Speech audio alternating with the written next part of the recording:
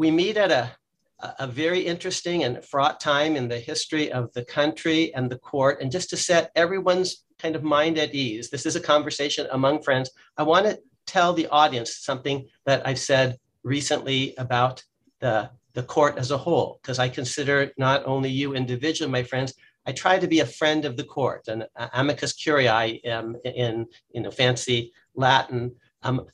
Here's something that I actually said at the confirmation hearings, the Senate confirmation hearings for one of your colleagues, and it's repeated in a piece that's actually coming out in the Wall Street Journal tomorrow. And this is about the court, and I'm telling the senators this, and I'm telling them some stuff that they may not quite want to hear, because I'm honest with my friends, but this is what I actually believe about the court. And then we'll move to the first question. And this is what I said to the senators. Americans generally, and with good reason, view today's court more favorably than today's Congress and presidency. The current justices are outstanding lawyers who do loads of close reading, careful writing, and deep thinking. Try hard to see other points of view, spend lots of time pondering constitutional law, and spend little time posturing for cameras, dialing for dollars, tweeting snark, or pandering to uninformed extremists or arrogant donors. Can today's president and Congress say the same? I came this close to being in contempt of Congress for that, but I want the audience to know that's my honest view of the court. And here's one thing that I said even then. I said, you're like me, you're nerds. You do careful reading and careful writing and thinking. And so I want to take you each back, because this is, especially for educators, students, and teachers. I want you to take us back to your own days as students. Because my impression, and if I'm wrong, just tell me that, is that when you're born, I'm not sure anyone would have predicted, oh, that person's going to be a justice because they had all the advantages in life, or that person's going to be one, because I don't think that was true. You weren't born into power or wealth or position. My sense is that you both are where you are today in part because of education, because actually you were serious students, and you still are. Is that right or not? For the folks out there, the youngsters who might one day want to be where you are, what can you tell them about your early educational experiences? I know you've written about this and talked about this, but for this audience in particular, maybe Justice Sotomayor, if we could begin with you. Akhil, one of my former colleagues, Justice John Paul Stevens, when I was expressing some doubt about my abilities as a justice, one day said, Sonia, no one is born a justice. No one is born anything. You grow into becoming, and you will grow as a justice. Give yourself time. And it's something I want to tell every student, which is you look at others and you think, gee, they're more accomplished than I am. They're smarter than I am. They can see things I can't see. And many of us start to feel inadequate about that. But I think we need to remember always that life is a journey about learning. And it is the curiosity that we possess to improve ourselves and become integral to it, to living, that lets us succeed in life and helps define who we become. And so, Akhil, you know from my background that I was born into an impoverished physical environment, one of the poorest neighborhoods in the United States when I was growing up, and that we lacked financial resources.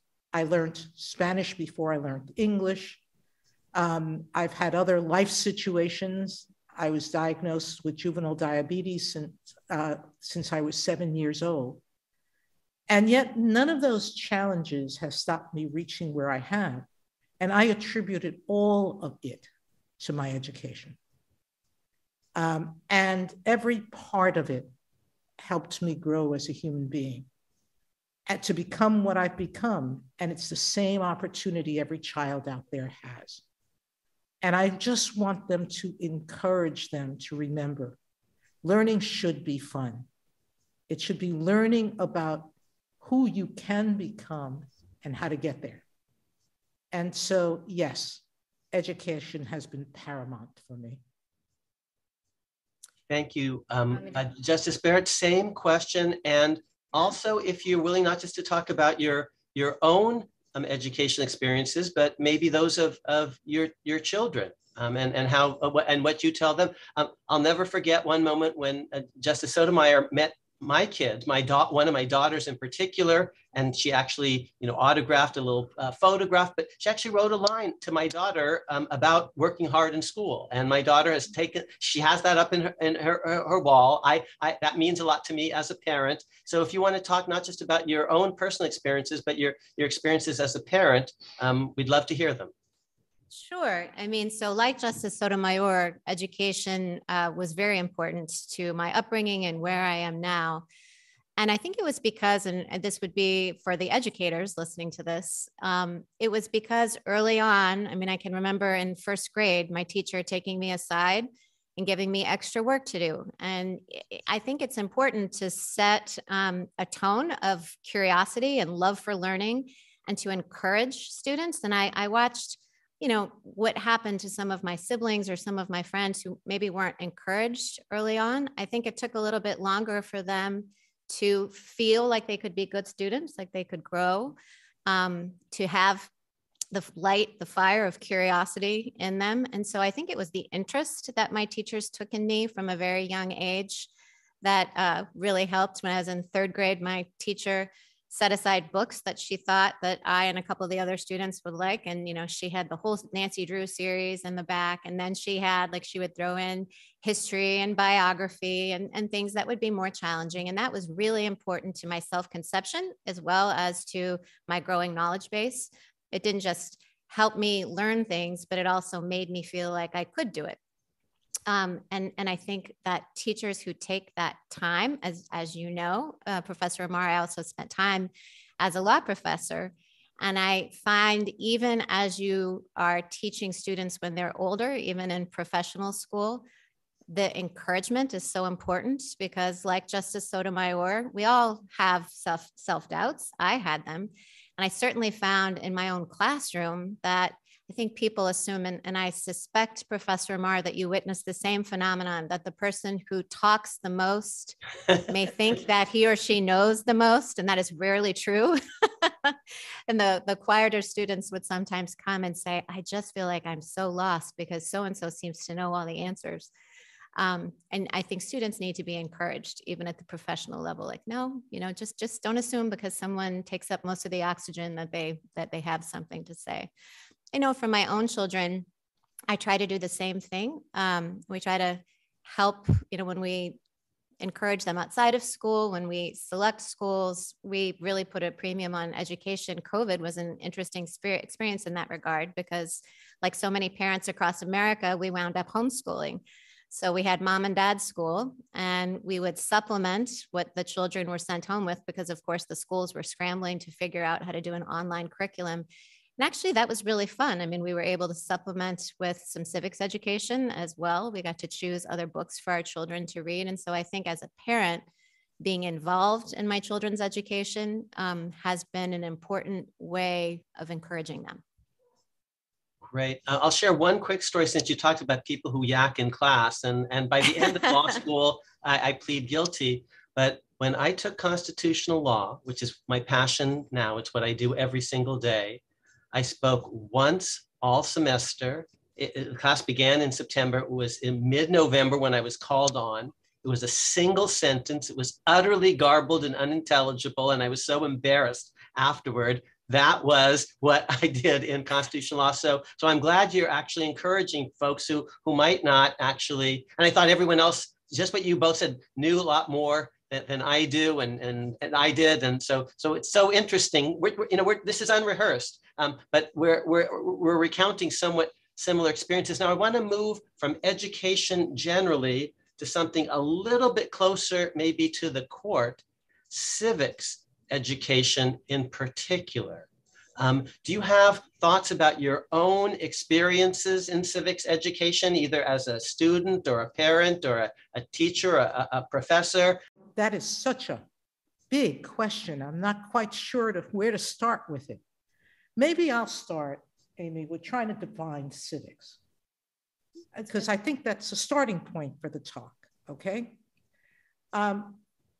Most people think about civics as learning about government, how it functions, and what it does, what each branch of the government does, et cetera. That's a basic understanding of civics that I don't think is fulsome enough. Because when I think about civics, it's not just how does the government work, but how does our society work? You know, government makes laws that affect people every day. Those laws affect each and every one of us. I tell kids, you're sitting in this classroom learning because most of your states require you to go to school. It's a law. And there are so many ways in which laws affect us. So we structure our society around laws. And what helps us create those laws is government. But in the end, it's all about society.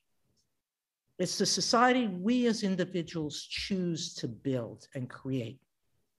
And so for me, civic education fundamentally started in the home. My mom, I watched as a nurse, serve in the care of all of our neighbors. People would knock on our door, I'd open it, and they introduced themselves as a neighbor from a higher floor or from a building across the way, who had heard about my mother being a nurse and came asking for her advice. Without charge, my mother would sometimes spend hours, if not days, helping those people. I watched my grandmother every weekend cooking for people in the family and neighbors who needed food.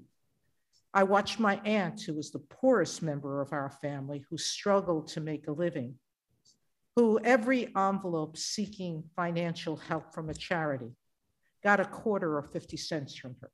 She had hardly no income. My family taught me that civics was about building community and how you participate in doing that. And so for me, civics education is, yes, doing the fundamentals, learn about government, learn about how it functions, but learn about your rights and responsibilities. You have to not only learn, but do. And that requires fundamentally thinking about your role and acting on it, reasoning, learning how to listen to others, active learning, and learning how to compromise, because that's what the legislative process is about, but learning also how to see other people's views and respond to them in a respectful way. That's civics education for me. And that's what I think schools are critically important, but I also think families are. You know, most of the time, most of us in our families find ways to settle our disputes. Sometimes it's majority vote, who wants to see what movie, and the hands go up. Other times, our parents will say, X picked last week, Y gets to pick tomorrow, and Z picks the other day. There are a variety of different solutions, and every family finds them. And we as a community have that responsibility too, to figure out what structure we want to give for each other. So that's civics for me. And that's what I think schools need to teach and help children develop those skills to become active participants in our society. I like Justice Sotomayor's broader definition of civics. I do think that educating our young people to be good citizens is crucial, and part of being a good citizen is learning to care for the needs for others. It's part of our family experience. It was part of my family experience growing up, and it's part of my children's experiences at their schools to do service work. And I think looking outward in ways in which you can serve others my children have cut grass for the elderly people, worked in soup kitchens and those sorts of things. And I think opening their eyes so that they're looking outside and not just inwardly at their own experiences is part of raising their awareness of the fact that they live in a community. And I think shaping children's characters so that they are interested in the things that happen outside of their own narrow focus of their friend group and school and their own neighborhood and their own family is crucial. I'll say a couple words too about traditional civics in the sense of learning about the government. I'm struck by, I do, as I know Justice Sotomayor does, get many letters from school children. And a few months ago, I got a very lovely book that was letters. It was from a 3rd or 4th grade class at a school, and they each wrote me a letter and drew me a picture. So it was, 28 kids in this class. And my daughter, who is 11 years old, saw it and thought it was so touching, she decided to respond to all the letters. About halfway through, she kind of got tired of it. And I said, you're in this far, you might as well finish. But she was responding. And some of them were like, what's your favorite color? Or, do you like your job? How is Washington? Those sorts of things. But a lot of them asked about the court. And several of them asked how I liked making law. And Juliet, my daughter, got very frustrated with this. And she, in the individual letters, was writing out, well, that's not what the Supreme Court does. My mom doesn't make laws. And then finally, she decided to write a global cover letter to the class. And she said, I know it's really confusing. People think that the Supreme Court makes laws, but that's not what the Supreme Court does. They don't make laws. That's Congress. And so she went through the whole thing. There are 9 justices and there's the Constitution and they're interpreting the laws and they're not making laws. I was kind of proud of her. I thought, wow, I guess our dinner table conversations are sinking in. But I think, I was touched that teacher in that class took the time to have her students write to me, and other teachers have done the same thing. And I think raising students' consciousness from a very young age about what the government is, what the branches of government are, a lot of the things that iCivics tries to do. I also think it's important for educators to focus children on their state and local governments, because I think the federal government gets a lot of attention, but students can connect in an even closer way with some of the work that's done at the state and local level. So I think that the more students are educated about how the government works, the better citizens that they can be as they participate in it growing up, even on things like voting. I had a daughter who turned 18 this fall, and my same 11-year-old daughter, this daughter wasn't quite sure if she was gonna vote. She just felt like, well, I don't know if I have enough time to learn what I need to know, and will I find the polling place and things like that. And my daughter, my 11-year-old daughter, said, you have the right to vote now and you better go vote or I'll be really mad at you. And she couldn't disappoint her sister, so she voted. So Justice Barrett, I want to hire Juliet to answer some of my letters. So let me pick up on a couple of those threads and give you my specific pitch. You both talked about civics more broadly, a spirit of giving, of voluntarism, of community mindedness. It reminds me of a very famous French person who visited America a couple hundred years ago. His name was Alexis de Tocqueville, and he talked about a spirit of voluntary associations, of churches, of charities, of community organizations. But because he was very struck, France didn't quite have that. America did. He wrote this 2-volume set of observations called Democracy in America. But here's another thing he said. He said, Americans have this amazing institutions called the jury, in which ordinary people participate. And I just wanted to mention it because it actually connects some of the threads. It's not just watching and learning about government, it's doing government. It's not just about your rights, but your responsibilities, jury service. It can be at the local level, which was mentioned alongside the national level. It's about, as Justice Sotomayor said, listening to other people and not just, and it's about working with them. Here's what Tocqueville said. He said, I don't know if juries are good for the litigants, for the parties to the lawsuit. Excuse me. I do know it's good for the jurors.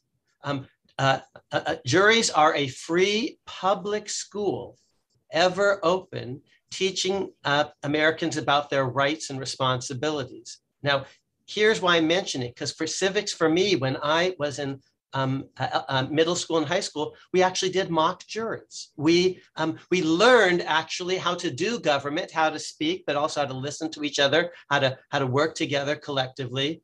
And so cards on the table, I'm kind of very romantic about the jury. So a related question is, because I know it's hard for lawyers and judges often to do jury service, have either of you ever served on a jury?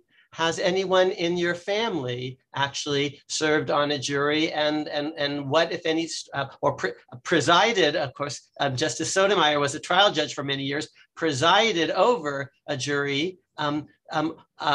What are your thoughts about juries and their connection to civics education? Again, maybe Justice Sotomayor, if you'd kick us off. In Washington, D.C., where I currently reside, judges are not exempt from jury duty. And dutifully, every few years, I get called to be a juror. But the lawyers start to question me and eliminate me very quickly. So I've never had the privilege of serving. I have served as a trial judge. And you are right, jury service does give an education in law and helps people understand their responsibility as citizens and what an honor it is to serve. You know, I get a lot of people and friends who call me and say, I just got a jury notice, can you get me out of it? And my answer is, no, I can't, but I don't want to. It is one of the few responsibilities that we are asked to undertake as citizens. I tell people jokingly, everybody pays taxes, even non-citizens.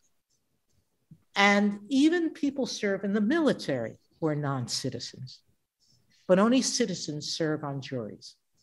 And so it's the one civic responsibility with voting that we have. And Akhil, I feel very strongly as you do, that knowing about the court system is a very important way of learning about our system of governance. And so I also like mock trials, and they're enjoyable to watch. As a judge with many school kids, we would put Goldilocks on trial. Every child knows the Goldilocks story. Mm-hmm. And the charges against her were burglary for breaking and entering into the bear's home with the intent to commit a crime. And one crime was eating the bear's food, and the other crime was breaking the chair. And by the end of the exercise, most of the school children would convict Goldilocks of entering with intent to steal food, because you don't have to form the intent before you go. You just have to inform the intent as you're entering. But acquit her of destroying the chair because she didn't intend to. So that very sophisticated outcome. Sophisticated. Very sophisticated outcome. Having said that, I do think that civic learning is about the entire functioning of government. It's about the roles that Juliet was pointing to of Congress, the president, and the courts. It's appreciating what a different balance that our Constitution set up between and among the branches of government. And all of those things help inform what the United States means by democracy. Because it's not democracy in its traditional sense. Mm-hmm. Democracy is a room full of people voting and majority wins. But we don't create laws that way. We don't function that way. We elect representatives. And those representatives in turn make the laws. And so we're not a pure democracy in the way people think of. But those differences are differences that we need to understand as citizens, as members of our community. And I do agree with you that jury service is among one of the most wonderful experiences anyone can have. I have never had the privilege of serving on a jury. And for many years, I taught evidence in law school. And I wanted to because I wanted the material for evidence, but I was never called. And I have been called a couple of times since I've been a judge, but no one's ever actually taken me up on it. In fact, they've just told me not to bother coming up. The judges, chambers will call and say, don't come over. So I have not been able to serve, and my husband spent most of his career as a federal prosecutor. So he too was never able to serve in a jury. Now we have daughters who are old enough. None has been called yet, but we'll see. I think one thing educators can do about jury service, I was struck, Professor Amar, by you're talking about how many people try to flee from jury service. There was an excerpt I used to begin my evidence class with. Maybe you know this book. It was about the Imelda Marcos trial. And it interviewed the jurors and kind of went in to talk about, it was a study of the jury system and how the most educated jurors fled the jury because, they had jobs and it would have been difficult for them to be away. And this phenomenon repeatedly, especially in complex trials, leaves juries not necessarily with a fair cross section, or, they tend to be like heavily weighted towards the retired or unemployed and that sort of thing. And I think if we as educators, as parents, as the friendly older friends of our friends' children, talk up jury service and the privilege it is and describe it in the de Tocqueville terms, I think that helps create a culture in which once our children are old enough to serve, that they will think of it as a privilege. I think too often there's a funny Tina Fey skit where she gets called for jury service and she shows up dressed like Princess Leia. And the judge says, and she says, she should always work. And, I can't remember if she was in Chicago or New York when she said it, that she should always work in New York. And he's like, not in Chicago. People try to get out of jury service and come up with creative ways to do it. But if we talk about it and teach children that it is a privilege, then I think we can make some progress in trying to change that attitude. So the next question is connected. And again, I'm going to ask you each, and then I'm going to make a pitch for a certain a possible answer myself. So this is a little bit more personal. How do you, as justices, as human beings, as citizens, how do you try to model citizenship for young people, not just when you were a kid, but today in your lives? How do you try to model citizenship for the next generation? Seniority, you can take it. She's passing the buck.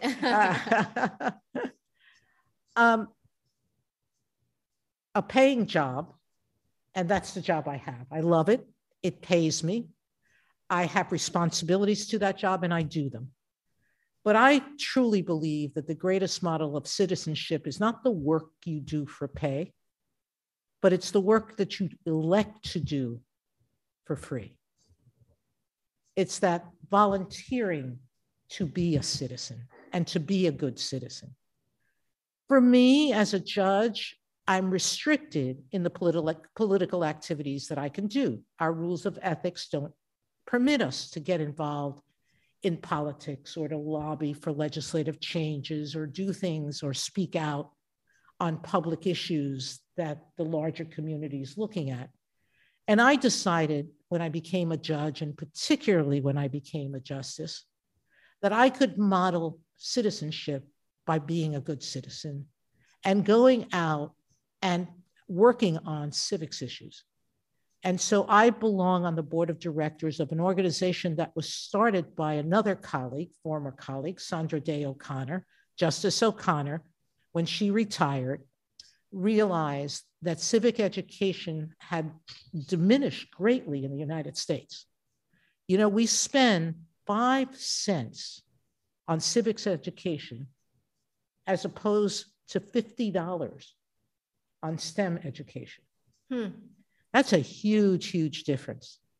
And Justice O'Connor believed that some of the acrimony, sort of bad will between people in politics today, was born from the fact that civic education had diminished in schools. And she started iCivics as a creative new way to teach civics to middle schoolers. And it was through video games. And those video games still exist, but we've expanded their reach from middle school to high school. And we have lesson plans for high school and college students. And the iCivics organization has involved itself in literacy training, in training about state and local governments. It's really expanded its reach out to children about civics. And Akhil, as you may know, I speak at schools all the time. And I reach out to children in so many ways, including in writing children's books.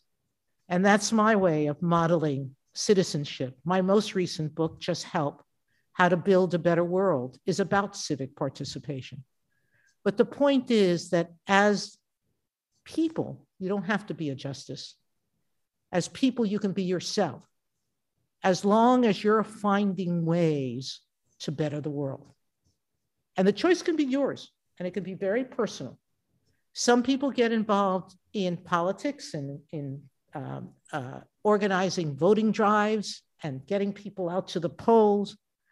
Other people other kids wake up in the morning of election day and ask their parents, did you vote today? Or they go to their teacher or to every adult they meet and say, did you vote? I can't vote, but you should. There are such small and big ways that you can participate. You just have to have a willing heart.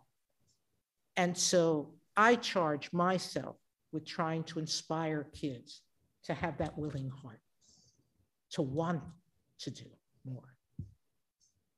Yeah, I think pointing out all the ways in which people who do have that willing heart do it. When I was growing up, the polling place in my parents' neighborhood had to close and they had to find another one and no one was stepping up. And my parents opened their garage up. And so that was the polling place for our neighborhood. They volunteered and lots of the neighbors came and worked at the table. And I try to point out those things to my children. Look at all the volunteers who it takes, when Vivian went to go vote for the first time, look at all the volunteers it takes to make this happen. As for what I do myself, I've been an educator for a long time, and I am continuing to be an educator with my children. So I too give talks and take opportunities nowadays to do this with my children, with my children's friends and my children's classrooms. As a law professor, and when I was on the Court of Appeals, I had remained on the faculty at the law school at Notre Dame. I was continuing to give a lot of talks to alumni groups, to students at other schools. And, as COVID has hit and I've, had some transitions in life, I haven't done as much of giving talks, but I hope to ramp that back up because I think talking to people and having them hear it from those who are participating in the institutions of government is a way to make it real to them. And I think one thing that I really love about interacting with my children's friends is we started off our conversation by talking about, would you have imagined when you were in second grade that you would one day have the job that you have now? No, but now when I meet my third and fourth and seventh grade and junior and high school's, friends, I'm just Mrs. Barrett to them. They don't call me Justice. And, many of them have known me for a long time. And I think it helps make real to them that regular people and people who they know can serve in these capacities. Akhil, if I might add a footnote here, iCivics.org is free. You just have to go on the internet. You can play the games for free. I challenge every adult listening to this and every child to go and play one or more of the games. You will be surprised by how much you don't know and how much fun it is to learn through gameplay. So I know that I challenge all of my law clerks every year to play a game.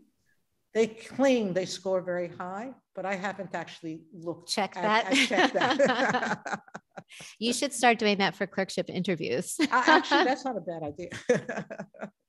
I want to actually tell our audience, a lot of times the justices, no matter what general philosophy or perspective they have, they vote together an awful lot of the time because law is law and people of different persuasions see it the same way, a surprising amount of the time. That said, in cases that are really sharply divided, I'm not sure if we just picked two random justices that they would vote together at a lower rate than you might. You two actually might in the contested cases not always vote together on stuff.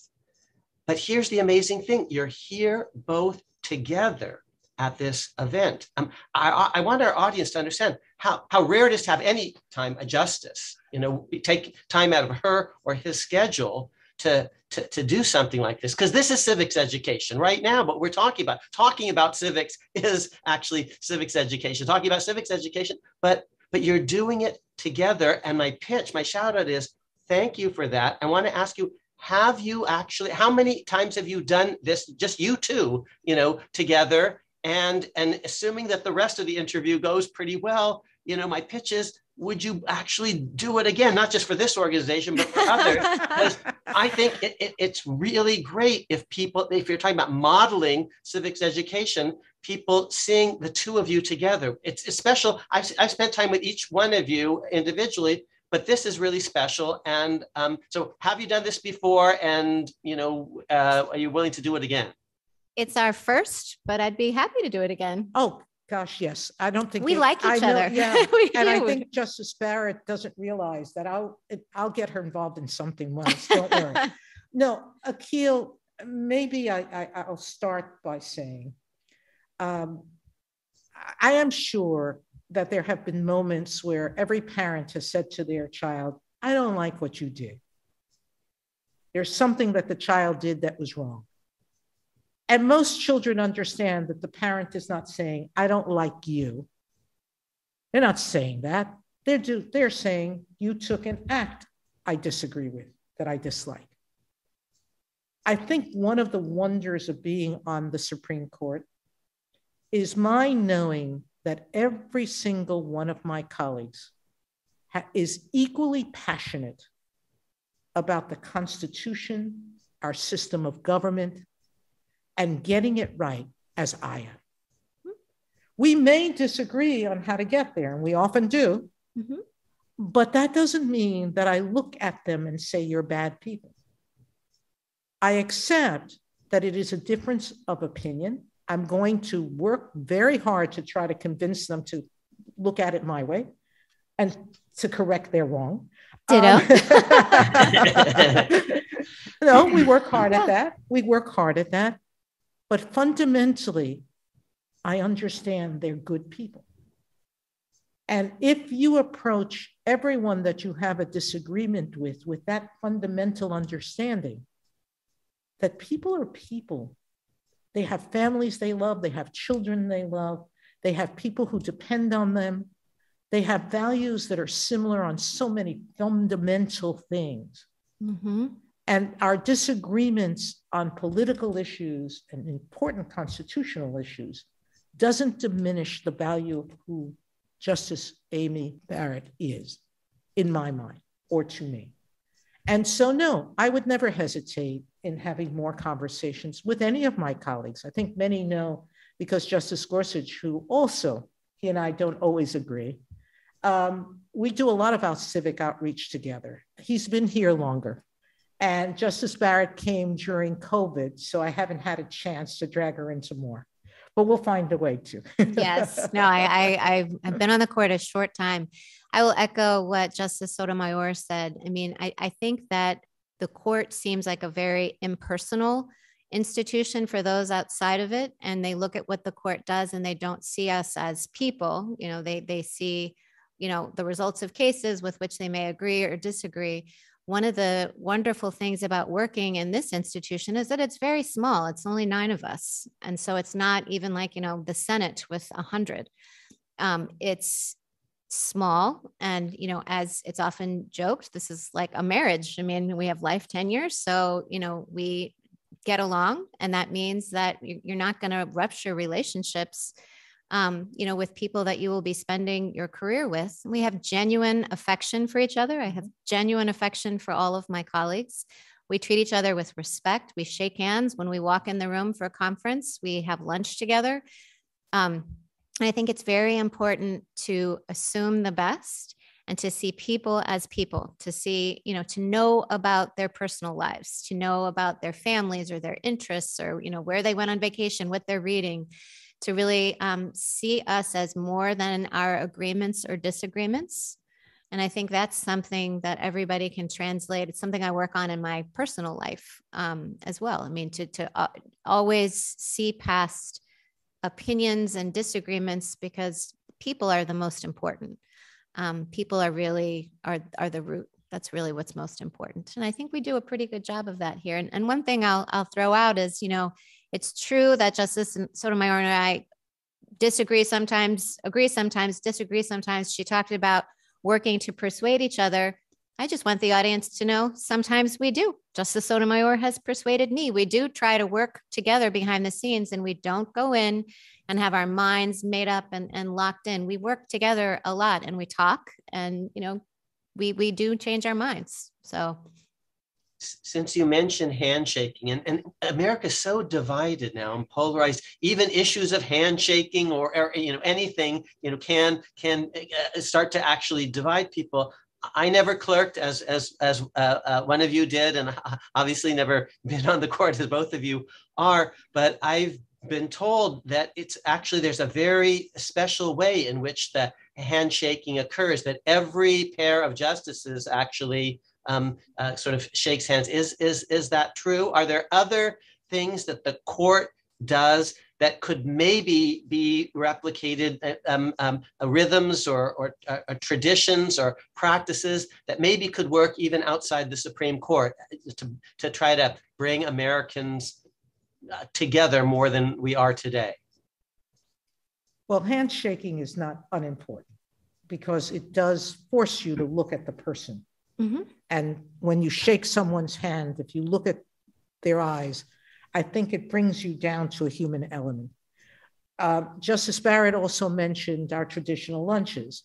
I've been somewhat absent because of COVID fears, but after every argument day and after every conference day, the justices meet for lunch. Breaking bread has always been a way of creating family, of fostering family and ensuring that we don't forget that we're dealing with each other as individuals. And often at our lunches, we don't talk business. We do talk about books we're reading, about vacations that have been interesting, about museums that we've seen, movies, about those who have children, about what their kids are doing. Those moments humanize people with one another. And I do think, and I often have said to many students, when you go to lunch, pick yourself up and go to a different table one day. Go to a table of kids who are just totally different than you are. And they may laugh at you. Laughter never hurts anybody. But introduce yourself and say, I've seen you here. I don't know who you are. This is who I am. Hello. And sit down, and they may laugh at you. They may say no. And you just pick yourself up and do it with another table. But I really do encourage people to meet each other as human beings before getting into the fray of a disagreement. Yeah, I echo that. And, not only do we not talk business, you're not allowed to talk about cases at lunch. That's a rule. So it really forces us, sometimes you gravitate towards wanting to talk about the things that you have in common. And one thing we have in common is the cases that we're working on that week, the argument that we heard that day. But we put that aside and we share ourselves, talk about the personal. And that can be sometimes more challenging, because sometimes I won't have time to have read an interesting book because I've been running around to too many soccer practices and reading briefs. But it forces us to get to know each other as people. And I would say that having that rule, don't talk about X, don't talk about, like, if you've gotten together with classmates or friends, why don't you just take a certain topic off the table? Like, we won't talk about politics this lunch. Sometimes in high school, there might be heated disagreements about a certain topic. Don't talk about that. Let's talk about books we're reading. Or in my family, we have this game called Table Topics. And sometimes we'll pull it out, you draw a card, and then everybody goes around and will ask a question like, if you could do X or Y, what would you choose? Or if you could, live on an island or, I don't know, live in a jungle, which would you pick and why? Or asks all kinds of silly questions. And that's kind of fun too. It's just an icebreaker. We've done that when we've had other families over with kids. I think finding ways to see people for who they are and not just for opinions they hold helps bridge gaps and bridge differences. And one other tradition I'll throw in that we do is birthdays. So we make a big point. The chief always makes sure that this happens when somebody's birthday, you know, at the lunch that's closest to that birthday, we get together, we sing happy birthday, we do a toast, and, you know, we acknowledge each other as people, marking the special celebrations in one's life. No one wants a recording of our singing. Yeah, that's right. It's pretty bad. That's true. Justice Barrett, all of those books that our colleagues talk about, I keep a list of it. And I have that list it's called When I Retire Someday. Then I'll get to read all of them. It's so interesting that both of you mentioned meals, because I think there is something about breaking bread in religious and other traditions that's there's something very important there. So that's now let me move from that, you know, which sounds very happy, to another interesting feature of the court. So there's the handshaking and the formality and the respect. Here's what's amazing about the court. You don't actually mask disagreement. You don't hide dissent. There are other courts in the world where actually the citizenry isn't told that the court actually is not unanimous. They're not told that there's a vote. They're not told who votes which way. They're definitely not treated to dissenting opinions, where you not only see the vote of someone who doesn't agree with the majority outcome, but his or her reasons. Each of you has written dissents over the years. How do you think about the court's tradition of dissents and how that fits into your vision of the court and the country? Well, it's an interesting topic you phrased, Akhil, because I have often wondered whether we've gone too far in individualizing opinions. It was in my prior court, the Second Circuit Court of Appeals, which was the intermediate federal court for Connecticut, Vermont, and New York. Majority opinions were collaborative efforts. We even argued about words. Oh. And we would compromise because we thought that the majority opinion was the opinion of the court. And so a dissenter would always speak in their own voice, but the majority opinion would be a collaborative effort between or among the 2 or 3 judges who agreed to it. That's not quite how the Supreme Court does it. Mm-hmm. Opinions get signed by the individual justice, and we don't have as much of a ethos of crafting the opinions together. Mm-hmm.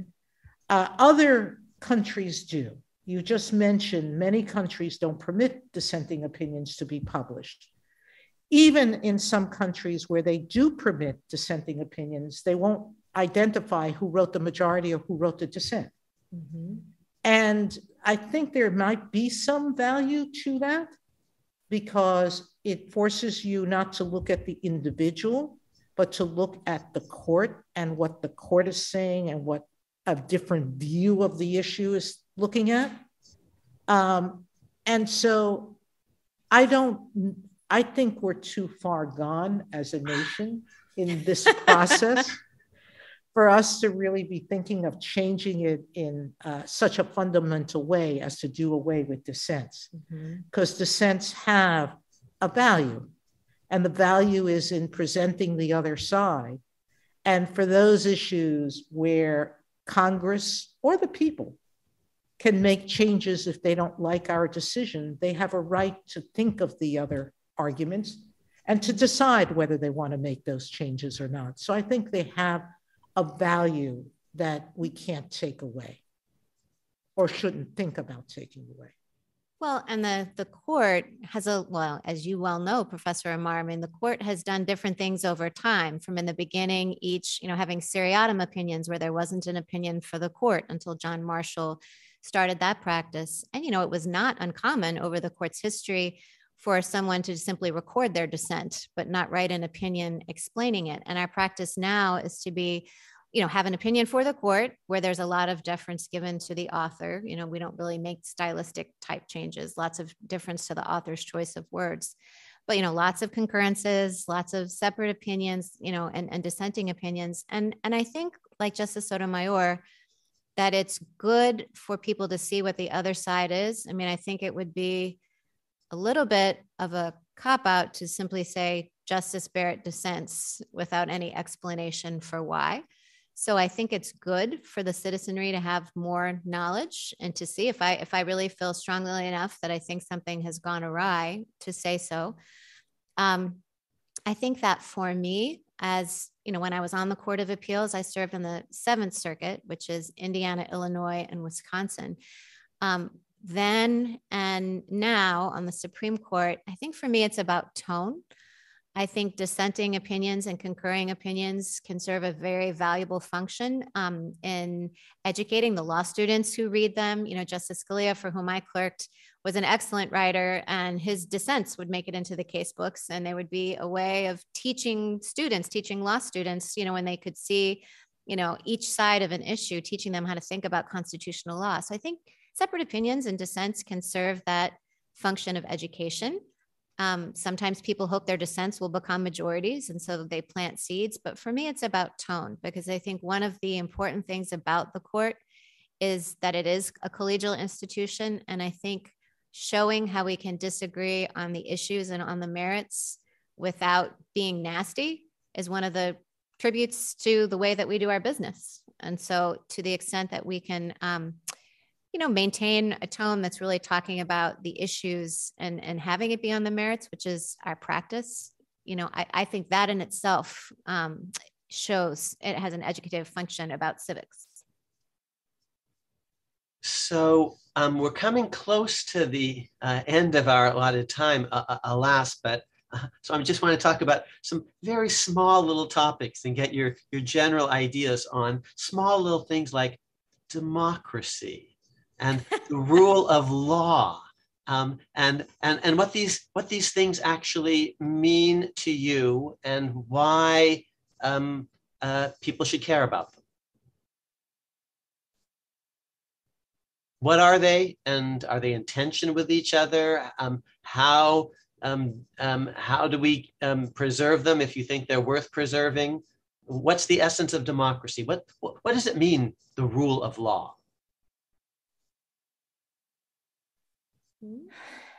Another huge question you've asked. Let me see if I can place it in a structure for me to be able to answer it, okay?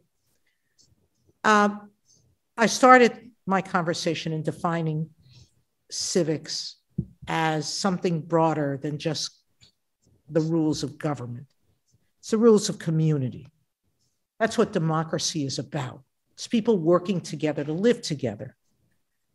I do think that for me, democracy means an informed group of people, because without being informed, you really can't know how to shape how to live with others. And so civic education is critical to me in maintaining our democracy, because an uneducated citizenry is not going to respect the marvel of what our government is. It scares me when I read some of the recent polls.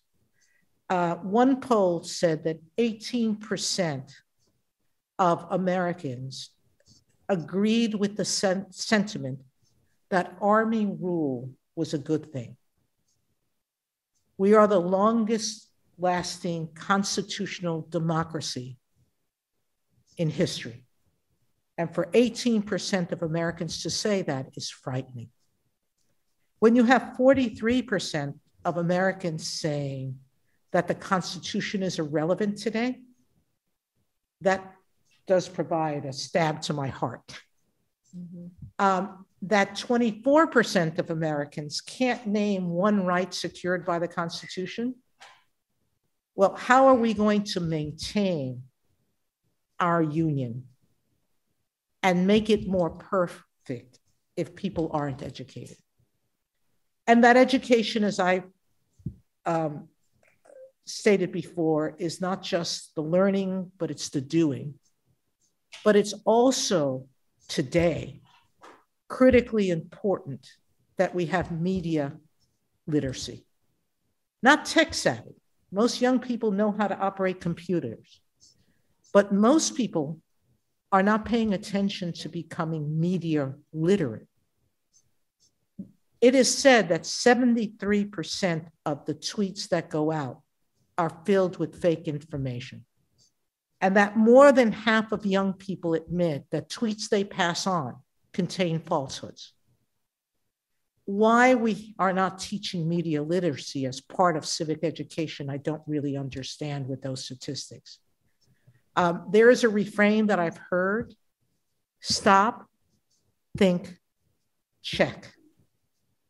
Before you form an opinion based on media, check it. Check that it's truthful. Learn how to do that. Learn how to do that in school. Learn how to do it in your libraries. Figure out how to ensure that you're well informed before you make decisions. But for me, in the end, our democracy won't last unless the people who are in it respect what the value of what we have and understand their responsibility in maintaining it. And so, to your big topic, Akhil, it is the foundation, not just of my work, but of my life and its importance. And it should be to every student, every teacher, and everyone who really cares about being an American, because it is what has defined us for over 233 years. And so it's my hope that whatever we said today will inspire others to understand how important it is. I'll just add two thoughts to what Justice Sotomayor has said. And the first is, in addition to media literacy, I think it's important for educators to teach critical thinking. And that can happen outside the context of just talking about politics or media. I think when educators are teaching children about ideas or to read books, challenging them to take apart the argument. What did you agree with? What are the weaknesses? So that they have critical thinking skills, so that then as adults, they're equipped to evaluate and criticize things that they're given, to be able to decide for themselves whether it makes sense and hangs together or not. And the other brief thing that I'll add is about the rule of law.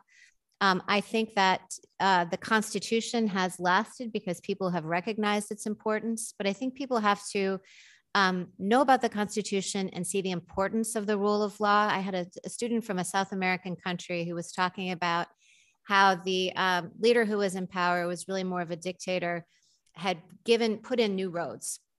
And he had no authority to do this under their constitution, but nobody cared because they were really happy because they had gotten these repaired roads. And so everybody just overlooked that he had completely acted way outside of his lane because they were happy about the roads. Well, he said, I don't think that would really go over here. Like people wouldn't be very happy even about the roads. And I think that's the rule of law. People being committed to and understanding, that's fine. We're happy about the roads, but it's important to observe the rules so that institutions stay within the power that they're given. And I think understanding how the Constitution works and how the rule of law functions helps people stick to that. Now, I will say to you that one of the things that I know disappoints people in law is that people think of law as a choice between moral right and wrong. Right. And that's not what law is. Law is not religion. Religion is about morality, the things you do because they're the right things to do. The law sets out parameters of our behavior based on what we as a society have decided is the best way for us to function together. Mm-hmm. But the law is not always black and white. That's what frustrates a lot of people. You know, the Constitution talks about unreasonable search and seizures. It doesn't define what unreasonable it is. And so that's what we have cases during our history, which sort of sets out the parameters of answers. And each generation, and especially each generation of judges, looks at new technology, looks at what's happening in the society, and sees how that fits into what that term unreasonable means. But it can sometimes frustrate people that there's especially first-year law students. First-year law students become very frustrated that there are not clear answers. If I could leave our audience with one suggestion, and it's true in virtually every audience that I speak to, I will always ask, how many of you, including lawyers in the audience, have in the last 5 years read a Supreme Court decision from beginning to end? And most audiences, not a lot of hands go up. I challenged everyone to take one Supreme Court decision they've disagreed with or agreed with and read it from beginning to end. And you will see how complex the thinking is. There are no black and white answers that are so clear that people are going to agree in the majority all of the time. There are two sides to every presentation. And it is important that before you choose a side or endorse a side, that you've actually sat down and thought about it completely. Wholeheartedly agree. So let me just pick up on 3 quick things, and we've come to the end of our time.